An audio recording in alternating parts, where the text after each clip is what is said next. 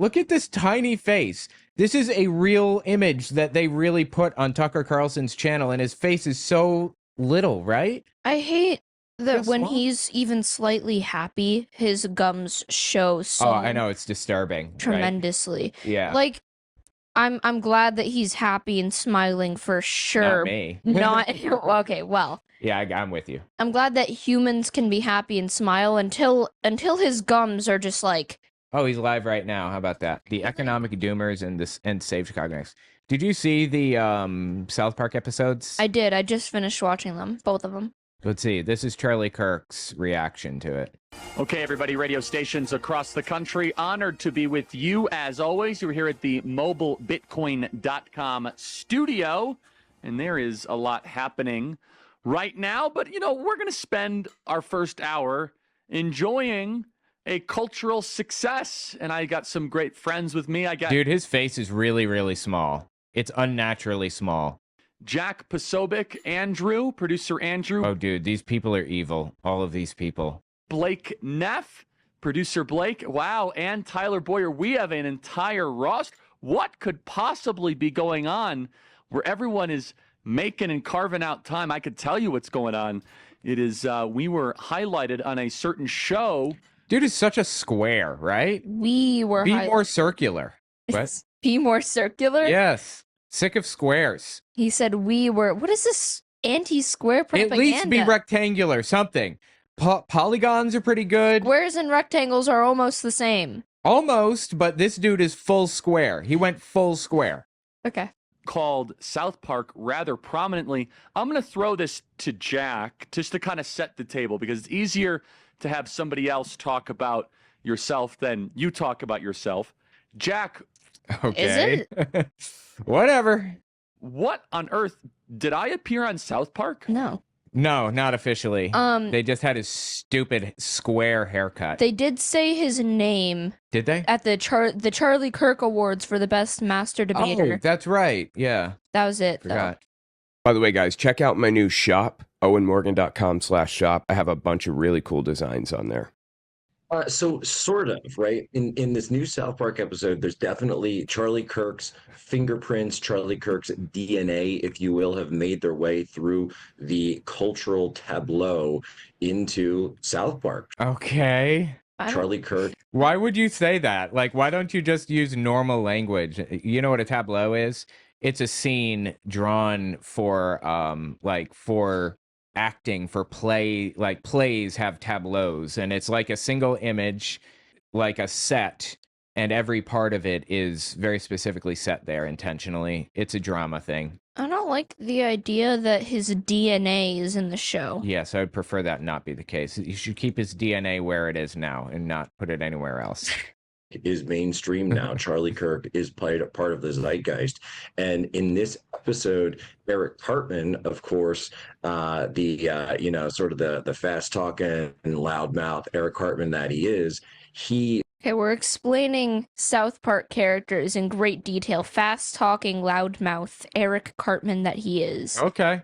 Sort of tries to become Charlie Kirk. So he isn't, doing a parody of Charlie Kirk. What he's doing. No, he is. That is literally what he's doing. He's doing a parody. Are you serious right now? That was the entire point of it. What? Is he's trying to become sort of like the South Park elementary version of Charlie Kirk, because as it turns out in the episode, Eric Cartman is competing for the Charlie Kirk Award, which shows that there are now... Okay, he wasn't competing for the award to begin with. He was just mad that this guy was like taking his entire bit of being a terrible person. So he competed for the award after he found that out. Kids all across America who are trying to become Charlie Kirk in this new South Park episode. I mean, it's something where... So I'm sorry, we're stopping a lot. Let me just step back. We're going to listen to this whole thing again. But the whole bit is that Cartman was mad that this dude Clyde was acting like a scumbag and saying that like women and Jews are to blame for everything and so on and so forth. And so Cartman started like trying to kind of take over the sphere, and that led to like the Charlie Kirk Awards and so on and so forth. So that's how it played out. Sort of, right? In this new South Park episode, there's definitely Charlie Kirk's fingerprints, Charlie Kirk's DNA, if you will, have made their way through the cultural tableau into South Park. Charlie Kirk is mainstream now. Charlie Kirk is part of the zeitgeist. And in this episode, Eric Cartman, of course, sort of the fast talking and loudmouth Eric Cartman that he is, he sort of tries to become Charlie Kirk. So he isn't, doing a parody of Charlie Kirk. He is doing a parody. That's what parody is. What he's doing is he's trying to become sort of like the South Park elementary version of Charlie Kirk, because as it turns out in the episode, Eric Cartman is competing for the Charlie Kirk Award, which shows that there are now kids all across America who are trying to become Charlie Kirk. Yeah, I mean, that was the plot of the show, roughly, I suppose. In this new South Park episode, I mean, it's something where 5 years ago, 10 years ago, I never would have believed that this was something that would be on South Park. Totally. And so let's play the first one here. We have a whole gang, and we're going to kind of take one at a time. And so let's just play cut one. And so for those that don't understand, South Park is very popular, or you don't follow it, has a lot of cultural power. Obviously, they're very nasty towards conservatives. They were very nasty towards President Trump in the prior episode. But they haven't been historically nasty toward conservatives. They've taken a lot of conservative positions. In the past, they took some pretty hard stances against trans people, sad to say. But I feel like South Park, by and large, represents middle America, just like the average person who is not politically engaged and is just getting things filtered in from the outside. That's the impression that I get from it. He was saying they weren't making a parody of Charlie Kirk. I wonder if that means they weren't making a parody of Trump either. Right. So anyway, I think that by and large, people are starting to see what a colossal scumbag all of these people are. And that, in my mind, is indicated by the fact that South Park is coming after them the way that they are. Like Eminem based a lot of his music around the subjects addressed on South Park. He even pretended to be Cartman. Like, he pretends to be Cartman. That's kind of what Eminem's whole, character, Slim Shady, is based on, Cartman. And you can hear like a ton of old South Park references in his music, even in his new music. Personally, I think a lot of it was hilarious towards me. I think a lot of it's just go through. And for the record, I don't know if you knew this, but I'm sorry. Eminem endorsed Kamala Harris. Did you know? No. Yeah, he endorsed Kamala Harris. I'm not surprised by that. I'm a little surprised because he said some kind of questionable things at best about the trans community and stuff. But the thing that I'm picking up from that is that Eminem and South Park are both generally on the right side of history.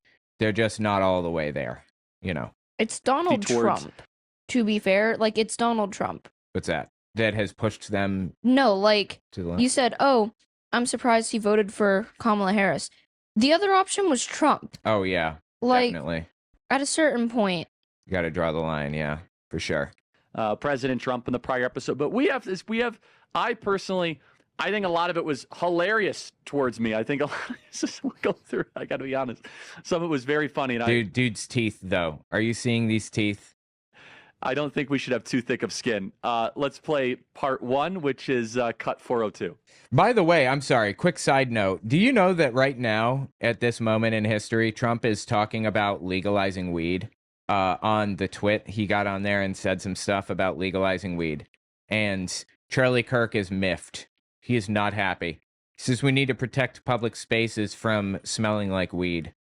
He does not like New York, I assume. No, probably not. I don't smoke weed, but I think it would be fantastic if weed were legalized. I think keeping it illegal does more harm than good in the end. I don't think... Because people are going to try to get it from, like, some really shady people, and it's going to hurt them. Yeah, I don't think there's any reason to keep weed illegal. That's ridiculous and stupid and a waste of everybody's time and money.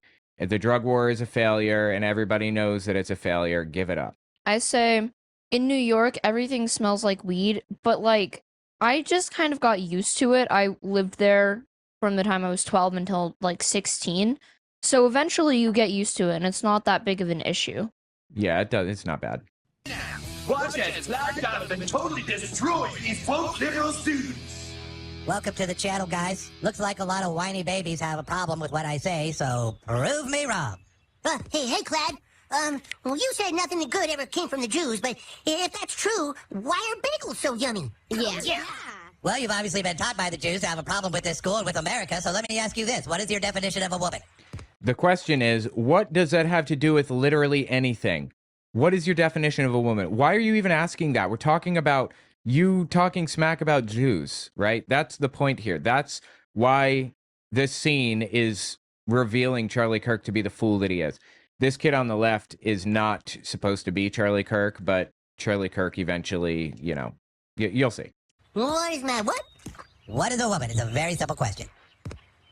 Well, a woman is a lady friend who, gives you kisses. You see, you can't answer the question, but something is male or it is female. Both sides in scripture agree to that, and that's just the truth. Next. Another woke student totally destroyed. Oh, jeez. Did you call the girls' soccer team a Marxist indoctrination factory? That is correct. We actually beat the boys 4-0, You can whine about American oppression all you want, but you're using an iPhone made by the free market to complain about a system that gave it to you. Where did what is he talking about? Why did he bring up American oppression? The point is that he goes for like non sequiturs constantly. Doesn't make any sense. And it's just little propagandistic sound bites all the time. That's all that Charlie Kirk has to offer. Propagandistic sound bites. He never stays on topic, and when someone brings up a good point, he switches it and says something that is totally irrelevant, but he thinks that they might agree with. Right. He's trying to get them to, it's just a scumbag debate tactic. Instead of addressing the actual points and the actual issues, he's just trying to own the libs. That's the point that they were making with this. Girls have it way easy in America, and that's just the truth. Woke student totally pwned.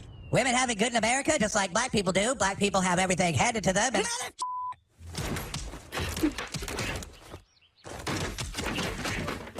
I'm sick of people stealing my stick. If anyone around here is going to be a master debater, it's me. So let's go. Who wants to debate the master debater? Let's go. You right there.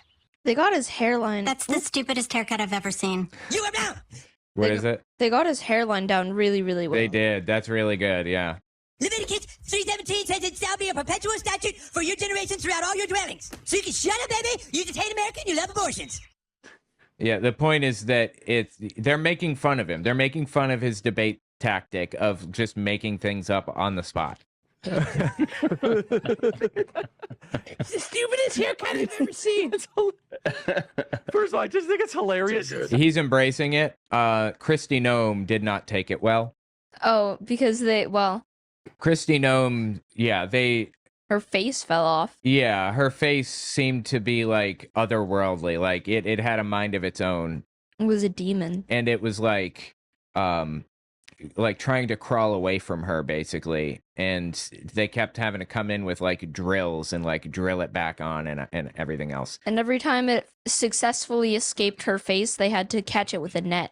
Yeah, so anyway, she didn't like that very much, and you can tell that she didn't like that because she like really started complaining and crying on Twitter and saying, making fun of people's looks and all of that, which, you know what?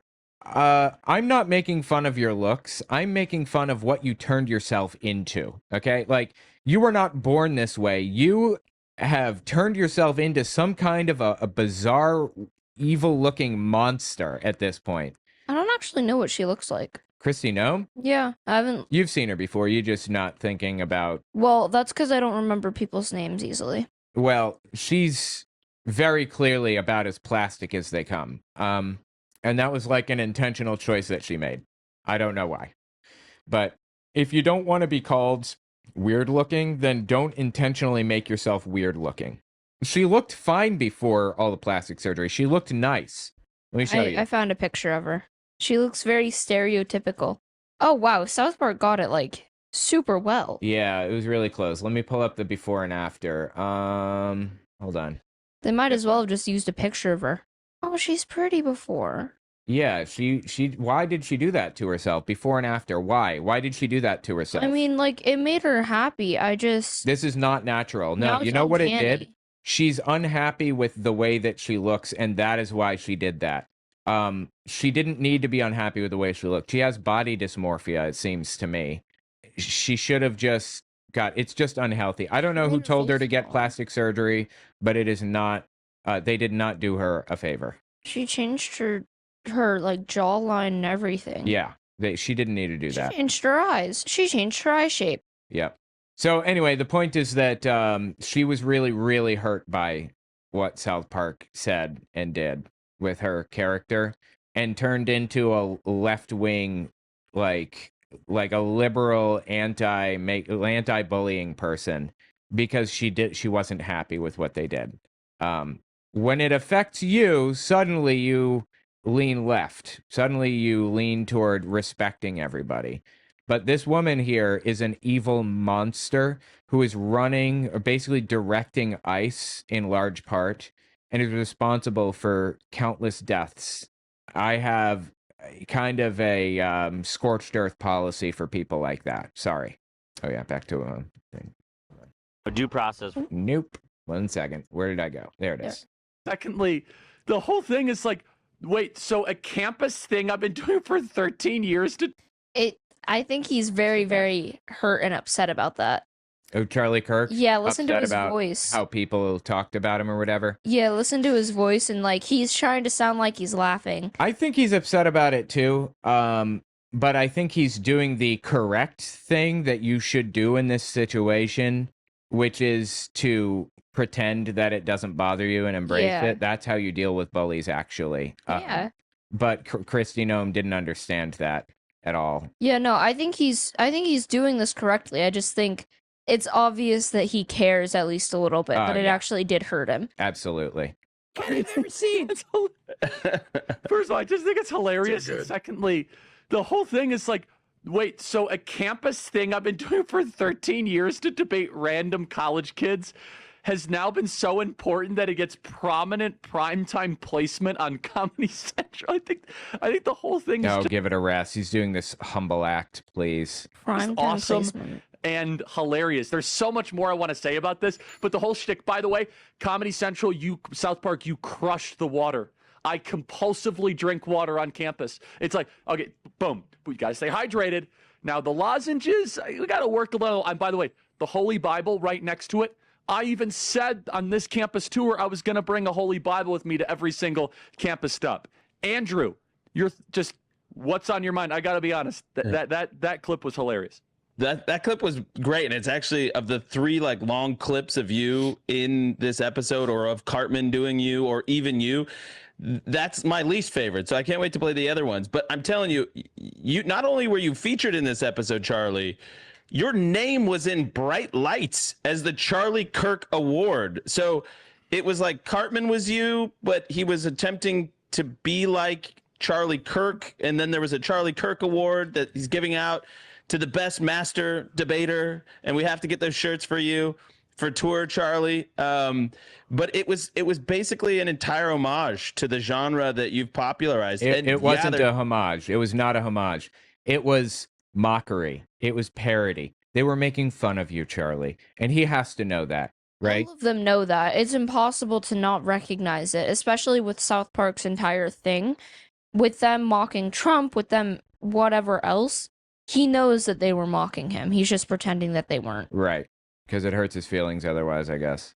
There's other people that have gone on campus, and Milo and Steven Crowder and Ben Shapiro that have done this format. But I mean, you have taken it to such a new level, billions and billions of views on TikTok. I mean, and they were this new level and the billions and billions of views are because he's being completely idiotic and not debating correctly and everything else. It's not because we think he's some amazing debater and everyone needs to hear about this and whatever else, and oh wow, he's actually proving people wrong. It's because he's an idiot. But bizarrely, like, even when he's proven to be a complete moron, those videos still like get attention from people that it's like when Andrew Tate came out here and started saying the stupidest stuff I've ever heard in my life. It was spreading around because he's so stupid, but people bought it and agreed with it. It's just wild. And Ben Shapiro that have done this format, but I mean, you have taken it to such a new level, billions and billions of views on TikTok. I mean, and they were billions and billions. Were so obviously parroting kind of some of your talking points. I mean, it was amazing. The things that the water, a lot of people are commenting on the water online because it really is something that you just keep doing. And I was cracking up, Charlie. At one point in another clip, we'll show it. He literally starts taking the lid off, and before he can get a drink in, he sets it back down and grabs the mic and shuts down the person he's debating with, which you do all the time, where you're almost going to take a drink, but then you set it down to get your point in. Putting down that's it. Put it back. Yeah. Putting down the mic in between the question. That is that is pure art, South Park. That is a 10 out of 10. Look at that. Like, boom, some Holy Bible reference. And that I puts the mic kind down. of like an emasculation. Yeah, but putting them. Did he say an immaculation? Immaculation? I've never heard that word in that context before. What does that mean? Like down that is pure. And the girl reading off the phone, by the way, with like the angry lib face, like blah blah blah blah blah. I'm reading, so it's just perfect. Blake, your thoughts. We got 2 minutes in this segment. It was all really good. I enjoyed all of it, and we don't want to obviously hit the end. They said a lot of mean things about various people in the episode, people who are friends of ours. But what I will say is it was like a very flattering portrayal of Charlie, to the extent that Cartman, Charlie's in the episode, he exists in the episode, but then Cartman is also just obviously copying Charlie. Yet it's not copying him, it's parody. A very kind of flattering one. In fact, if you look online, there are liberals who are like, oh, Charlie Kirk's gonna really like this portrayal. They wouldn't really see on him. It was very affectionate. No, it was not affectionate. It also wasn't flattering. No. The point of that's it. That's all. The one thing that annoys me, to be honest, although it's also funny, is they have Clyde Donovan is kind of parodying us, but then they have Clyde say all this Jew hate stuff in the episode, and I thought that was where they really misfired. Yeah. Really? They misfired, huh? And I kind of wish we could have a giant throwdown between the people who accuse Charlie of being a wild anti-Semite and the ones who accuse him of being a ridiculous Israel firster, and So they can true. annihilate each other like matter and antimatter. Isn't that what Clyde basically was, right? Clyde was basically the not Charlie. Again, if you didn't see it, the episode was where Clyde starts acting like, a scumbag, like a neo-Nazi, basically, and blaming Jews on things. And Cartman gets angry because that's his shtick. He's supposed to be the scumbag and the douchebag. So Cartman decides to take on the mantle of being this douchebag, this bad person, and competes with Clyde for the Charlie Kirk award.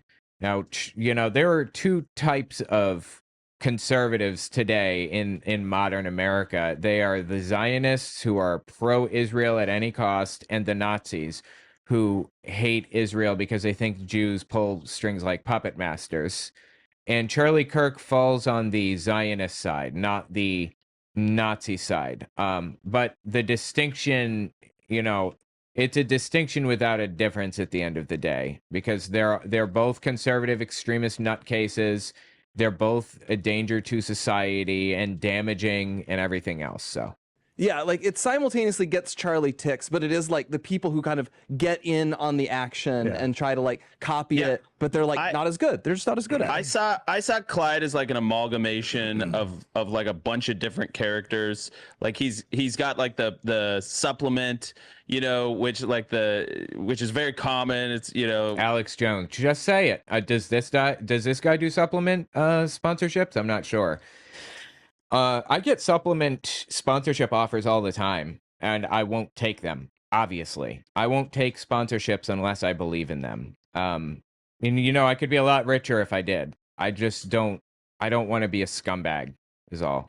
Whether it's Alex Jones or whether it's Joe Rogan or anybody that's considered right Coded online has a supplement brand, so that was like pretty funny actually. But yeah, I think all the Jew stuff, that was definitely my least favorite part. But I also thought it was interesting that Cartman, who has the Charlie Kirk haircut, was quoting Leviticus and basically debating abortion the whole time. So I thought that was actually pretty spot on. Hold that thought. We have more coming up here on the South Park episode, which is going very viral. Done with debt. If you guys have debt, listen carefully. Go. Wow, what a great moment for an ad read. They're talking about ad reads, and he jumps into one. Great.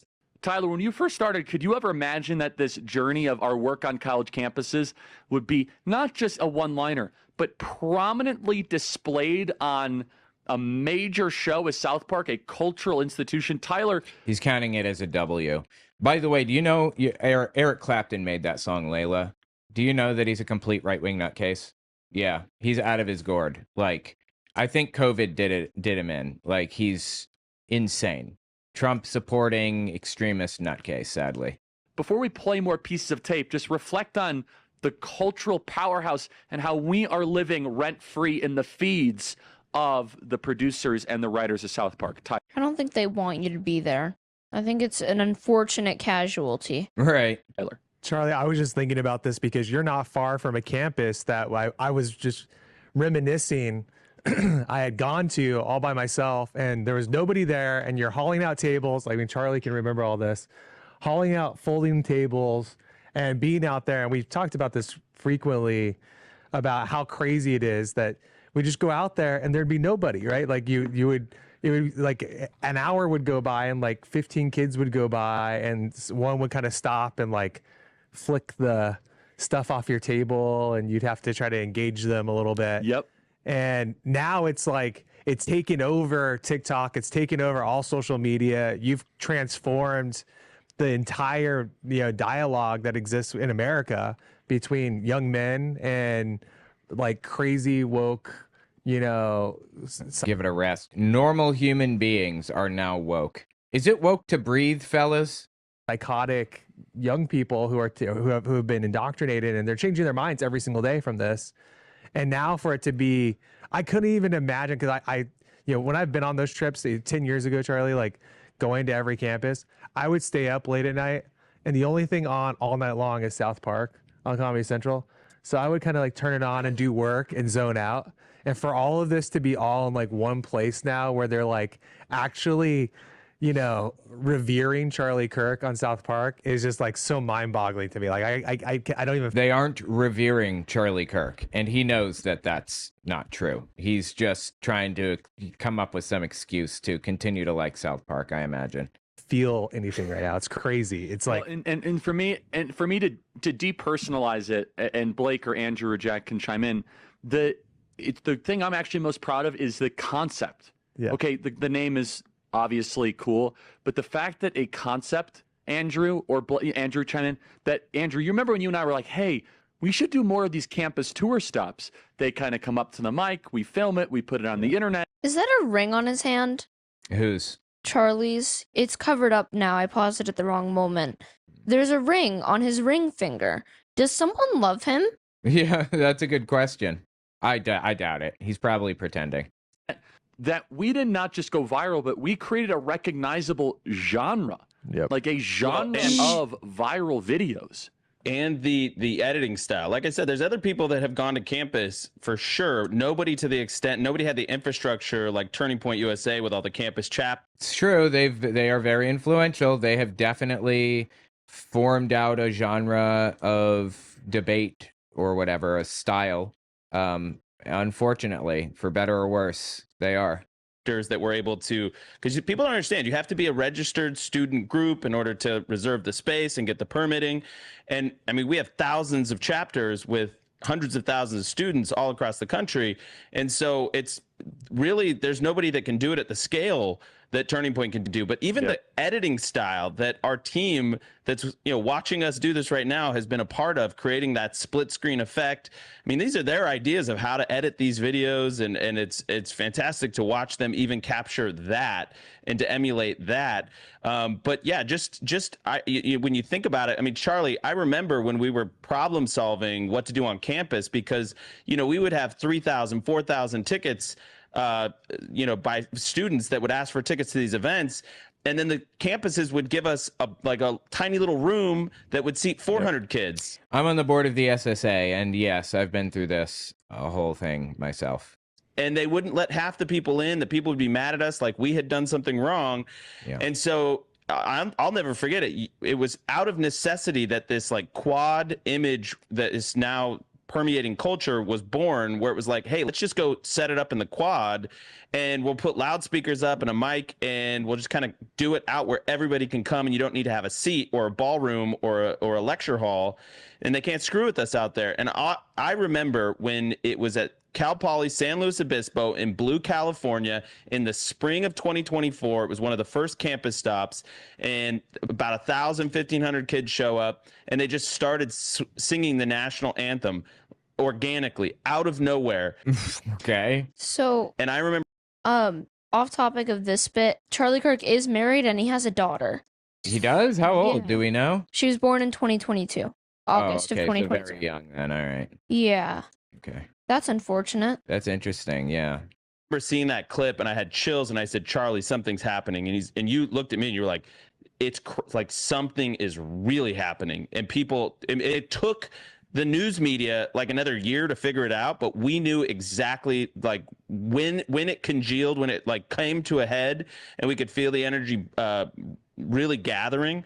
And the fact is that, you know, much credit to the team, because as big as the fall semester was ahead of the election, spring semester was twice as big online. Yeah, that's exactly right. Okay, after the break, we're going to play more of our viral and pretty amazing moment on South Park. And look, we're conservatives. We have good senses of humor. You guys can make fun of us. We just kind of roll our eyes. We say whatever. And honestly, some of the one-liners, they kind of captured some of the stuff. And we're going to get to the funniest parts have yet to come, where when I saw this, I was like, not just laughing out loud, I was laughing uncontrollably, because just the way, the best humor is that it's a little skewed from the truth. It's just like a little bit more of a push of an exaggeration. And I think that the best humor is a subversion of expectations, actually. But okay, we'll go with your thing. And I don't think they exaggerated at all. Honestly, no, they didn't. I watched all of his debates, and they did really well with capturing. Yeah, totally. I agree. Mark, on some of other parts of it, it's kind of shrug your shoulders, whatever. Email us, freedom@charliekirk.com. Subscribe to our podcast. More of our reflections of South Park in a second. Wow, he has a lot of commercial breaks. I guess that kind of comes with the territory of like being on the radio, ? Limited time bonus. Limited time offer gold bonus. Okay, no thank you. That has zero value at all. Wow, dude. So many commercial breaks. And now another sponsored ad, maybe? No? Better partner to talk about than TikTok, considering how viral we've gone. We're reflecting on the South Park episode. Right now, over 7.5 million businesses in America are thriving on TikTok, businesses that employ over 28 million people. But behind the stats, it's the stories that really matter. Like Dan O. Seasoning from Kentucky, who used TikTok to reach new customers and grew from a one-man show to a team of 45. Or Sheen Mechanic in Georgia, who expanded her auto shop and hired her new employees with the support she found on TikTok. Their success means jobs, support for families, and stronger local economies. Because when small businesses thrive on TikTok, so do the communities around them. Go to TikTokeconomicimpact.com to learn more. We have wow, has this really been an ad this entire time? Oh my God, just slip it in, why don't you? He needs to find like better positioning for his script, because when he's I hate this freeze frame. Because when he's reading, he's like looking down and to the right rather than at the camera. Yeah. You're supposed to clearly mark where your ads are. Legally, you have to do that. You have to like notate when something is an advertisement, when you're being paid for something and when you're not. And this doesn't seem very clear to me. On YouTube, they have a little like thing on the bottom right that says jump ahead when there's an ad read taking place. And billions of views on social media. Go to TikTok, economicimpact.com. TikTok took things to an entirely new level. Oh my God, still reading an ad. It is TikTok, economicimpact.com. Now I know who not to support. And Blake, can you mention, Blake, you put something in the chat just super quick. Blake, you said TikTok is why this episode happened. I totally agree with that. We decided to embrace it in kind of a contrarian way. In fact, I was very anti-TikTok, and Blake, you kind of challenged my assumptions. Dude is saying this guy's name like so much. Blake. He wants to be sure we're aware of his name. Right? We're like, well, why don't we just call it their bluff? So you deserve a lot of credit for that, Blake, for kind of being. Oh my God, I don't know about you guys, but like it's weird when somebody says your name, just outright, just openly says it. It's like, oh, somebody's talking about me all of a sudden.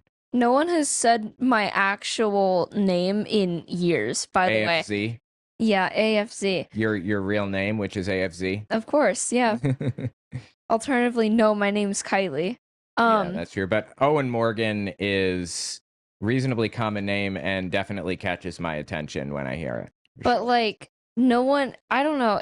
Like, I agree. It's really weird to hear someone say your name. All of my friends call me nicknames. They don't really say my name. Dad and stepmom don't really say my name. I don't know. It's weird. I don't know, like annoyingly contrarian in our group chat. But Blake, can you comment Jody, on? he said it again. Oh my God, this poor guy. That TikTok is why this episode happened. I totally agree with that. We decided to embrace it in kind of a contrarian way. In fact, I was very anti-TikTok, and Blake, you kind of challenged my assumptions. You were like, well, why don't we just call it their bluff? So you deserve a lot of credit for that, Blake, for kind of being, I don't know, like annoyingly contrarian in our group chat. But Blake, can you comment on that? Because the TikTok was one of the reasons why this cultural victory happened. Yeah. I mean, credit also to Republicans for fighting back, because I think them basically threatening to ban TikTok and saying we're ready to do that made them much more willing to play ball and be pro free speech, actually. And I just want to also shout out Ryan, because Ryan was also a big advocate on that. Pro free speech. Like Republicans care about free speech. Someone said Blake looks like he's 16. I'm 16. Yeah. He doesn't look 16. You don't think? I hope not. Okay. Is this what I look like? Yeah, I mean, he nailed the haircut and everything. Spitting image. Twins. That one. But I think the reason I say that TikTok Not is only why that, this he added happened. it. Ryan is the maestro there. Yes, Ryan's amazing at it, but it really set that type, which is people getting those digestible clips where, that's what they're parodying in the episode, woke student totally destroyed. And so you get a good clip, a good exchange between Charlie and a liberal student on campus, whether it's on, abortion or Trump or January 6th. Do you know what the funniest part about all this is? Charlie and Andrew probably remembers this. Remember when YouTube was shutting us down for saying those things? Oh my God. Remember when we were highlighting, we were saying, well, my guess is they were shut down for hate speech. My guess is they weren't shut down at all, and they're pretending that they were shut down because they want to be victims. Oak student destroyed, and they're like, we don't like you saying that, and so we actually had to change. Is this like that meow game where you got to say meow as much as you can before it gets noticed? Yeah. I love games like that where you just sounds right. You say something until the other person recognizes what you're saying. Yeah. The earliest clips that we did from campus, they didn't like that, and now it's great. Yeah. now it's such right, a so type let's play that you can parody it. Yeah. All right, let's play the next one. Then Jack, I want you to react to it. The next one is, make sure I get my cuts here correctly. It is 403, where it gets a little bit like kind of whatever, but elements of it are hilarious. Parts of it are very funny. Play cut 403. Watch as Eric Cartman shuts down these woke liberal students. Oh my God, what makes you think you have the right to say what I do with my body? Let me ask you something. If a pregnant woman is killed and the baby dies too, why is the killer charged with a double homicide? Because people have different beliefs. I don't know that that's the case, but either way, life does not begin at conception the way that Charlie Kirk wants to portray it like there's literally a full-grown baby like in the womb the moment that the parents like exit the bedroom or whatever. That's not how it works. That's not how it has ever worked, and he knows that as well as everybody else does. He's just completely full of it. In my opinion, life doesn't begin until the child can actively survive outside of the womb. That's the opinion of Roe v. Wade as well. Yeah. So if its organs are literally fully not developed at all, not a baby. Yeah. That's about 20 weeks. Actually, it can't survive until about 25 weeks. But Roe v. Wade set it to 20 weeks. And I think that there's some degree of moral consideration that you should start looking at by 15 weeks. Before 15 weeks, it's literally just a grouping of cells and nothing more. I did a debate class at my school. I did an entire research project and debate on this. I believe my final conclusion was the same as Roe v. Wade, 20 weeks, because a child cannot physically survive outside of the womb. And I don't mean like on its own fully. Like if you can survive with medical help, then sure. But it literally cannot survive at all outside the womb, even with medical intervention beyond. Yeah. At 20 weeks, it can't. Medical intervention can't save it. So I don't consider it alive. Right. It's not about belief. It's about truth. Science confirms life begins at conception. So yes, Jeremiah. That's just made up. 1:5 says, "Before I formed you in the womb, I knew you." But it's just morality that demands we protect the most vulnerable. So let me ask you: when do you? I'm killing living cells right now. Like what I'm doing, I'm scratching my nose. I'm killing living cells in the exact same way that living cells would be taken out during an abortion in the first 6 weeks. There's no difference whatsoever. You think life begins? Eric, are you all right in there? Yeah, I'm fine, Mom. I'm just in here master debating. Well, Eric, that's enough. Let's get out of the bathroom. I can't, Mom. I'm master debating to these young college girls. That's very naughty, Eric. Stop it. Mom, I finally got sponsored by a protein powder, so I got a master debate for a couple more hours. Leviticus 9, 1 through 8. Let me alone. Yeah. What is Leviticus 9, 1 through 8? Let's see. Let me find out. I keep hearing that clip. Leviticus 9, 1 to 8. Let's see. I've got a quote here. Let me see if I can get a summary. Hold on. It is 8th day after the priest ordination. Moses gathers Aaron, his sons, and the elders, instructs Aaron to offer specific animals for his own sin and burnt offerings, and to tell the Israelites to bring their own offerings as well. These sacrifices are to be made so that God's presence will appear to them. The people bring everything as commanded, and Moses tells them that by doing this, they will see God's glory. It's nothing, is the point. It's meaningless. He just quotes random meaningless Bible verses that are completely unrelated. However, there is Numbers 5:11 to 23 that does have some relevance to this conversation. Numbers 11:5 to 23 says you should get abortions. It's advised that people should get abortions. For example, if your wife cheats on you, you should get an abortion. But he completely ignores that part, right? I've never heard him quote that verse before in my life, and I doubt I ever will. Just ignores that part. I want to debate Charlie Kirk just so that I can... Yeah, but a body grows... I'm sorry, say again? No, that was it. I want to debate Charlie Kirk so that I can use that quote. Right? Use stuff like that. Inside a woman's body is not her body. It's a completely separate being. Eric, what are you doing? I'm sorry, Mom. You told me to go to sleep, but I started master debating again.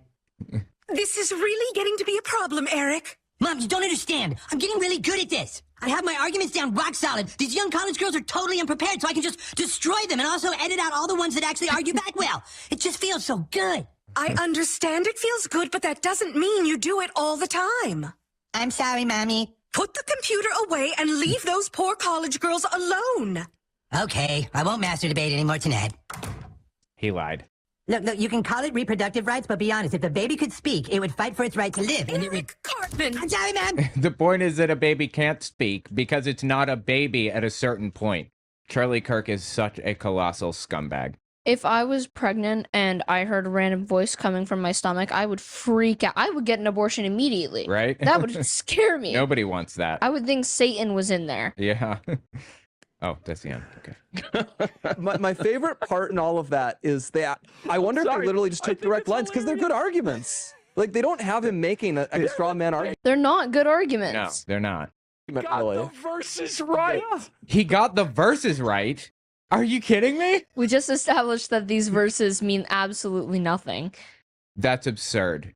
This dude is absurd. He is an absurd human being. Maybe they don't have the verses memorized and they're like, oh, he used verses. Nah.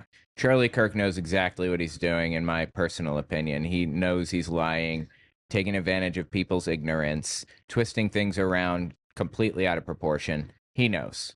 Leviticus one, I'm not sure. Jeremiah 1:5. Before I formed you in the womb, I knew you. Before you were born, I consecrated you. I appointed you to be a prophet to the nations. It's like, Okay, that verse specifically, that Jeremiah verse that he just quoted, I'm not sure if that's in Jeremiah. I thought it was in Isaiah, but anyway. I think it is in Jeremiah. It's about how God knows all of the prophets by name. Like, there's a list of people who will prophesy in God's name correctly. That's the point. It's not that, like, you know, babies have any, or that fetuses or unborn children have any, like, significance or relevance to God whatsoever. That's not the case. It was about knowing who the prophets are. Look at all of them smiling except for that one dude in the middle on the top. That's Jack Posobiec, and he is a monster. Do you know End Wokeness, the Twitter account? No. Okay, well, for those who do know End Wokeness, nobody knows exactly who it is, but I'm very confident that it's Jack Posobiec, because of some research that I did and some research others have done and stuff. The only person I know, the only person I know on the screen is Charlie Kirk. I don't know literally anyone else here. I don't know any of the others except for Jack Posobiec. I think that the rest are just kind of nobodies, largely. first right. Oh my goodness. Jack, you're waiting patiently internationally. I want to make sure, Jack, you get some time to riff here. Jack, what is your reaction to this broadly, and then more specific? Yeah, no. So I'm in Poland right now. We had the inauguration, big W, and the inauguration. Notice how he's saying Jack over and over, just like the other one. I know, he says people's names so often. It's bizarre. Here to me is the meta narrative that they're playing into here, where they're talking about how, you know, people of course know what the joke is, master debater, what's Cartman doing in the bathroom, what's Cartman doing late at night on the laptop. But the meta narrative here is that online politics and debate and engaging in this type of thing has become so big across the internet, whether you're on the left or you're on the right. You know, Charlie makes a video and then someone attacks Charlie, and Cory Booker shares that video. That was something that just happened earlier this week, and that's bleeding over into the discourse. And so now you're seeing people do that from both sides of the aisle. And so it's like that's become the new national pastime, sort of these TikTok debates. Rather than master debating? Yes. And stitches and going back and forth, even more so. And of course, they're playing with it in a funny way, but they're saying that it's become. That's what she said. So addictive that it's even more addictive than other, online behaviors that had been in the past for Eric Cartman, to the point where his mom's got to go in and get it. And I think what they're getting at here is that is what's drawing so many more and more people. I think what they're getting at here is that it's odd. I think what they're getting at here is that he's master debating. That is what they're getting at. I think that he's reading too much into this. To interact in these ways online, and it's a totally new kind of behavior that's even gone. So yeah, of course they get into the campus stuff, but even beyond that, it's a whole online culture now too. Andrew, do you want to chime in? Yeah, Tyler, I love what Jack is saying, and to your point, Charlie, because Jack is chiming in from abroad and making time for this. I wanted to, I was talking about that moment from Cal Poly where they just spontaneously started singing the national anthem, and that was a real moment. It was a real moment where we realized this momentum was growing, and so let's not a fake moment. Just keep putting out. Tents in the middle of the quad content. Jack was there and had your back, Charlie, for one of the most viral clips of the fall run up to the election, and that was at Penn State. And Charlie, you lost your voice. I'll never forget you tried to interview Megyn Kelly on the Charlie Kirk show, and you couldn't talk because your voice was gone. And the way this whole event worked out was just everybody saw this sea of red hats. And Jack was there to have your back because you couldn't talk. Jack flew in, got there for you. I literally could not talk. You literally could not talk. So let's go. This is an homage to you and Jack and the role that you both played in the run up to the election 410.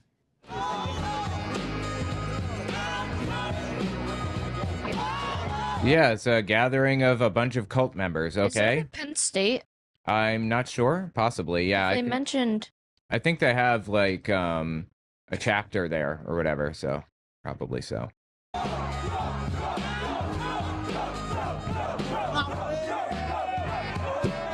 Bro, I hope that this music is not copyrighted.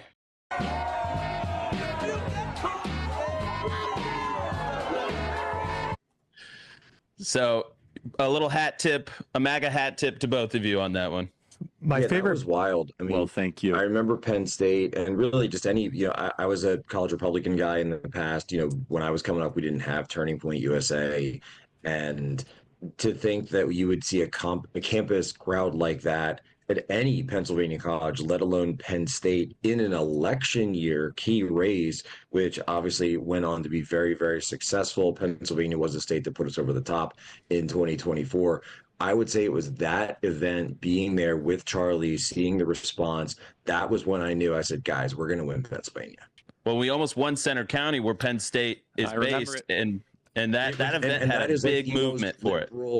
County like that in that part of the country or that part of the state. So like that is not a state that's ever competitive. I would always tell people, like, don't waste your time in Center County. Like go blow out like Lancaster and York County and like Amish country, all these areas, and then of course the Southwest with the Trump vote, and suddenly Charlie Kirk is putting Center County in play. Okay, I don't know that Charlie Kirk was to thank for Trump's victory, but he certainly had a lot of influence on it. That's for sure. I'm going to NYU.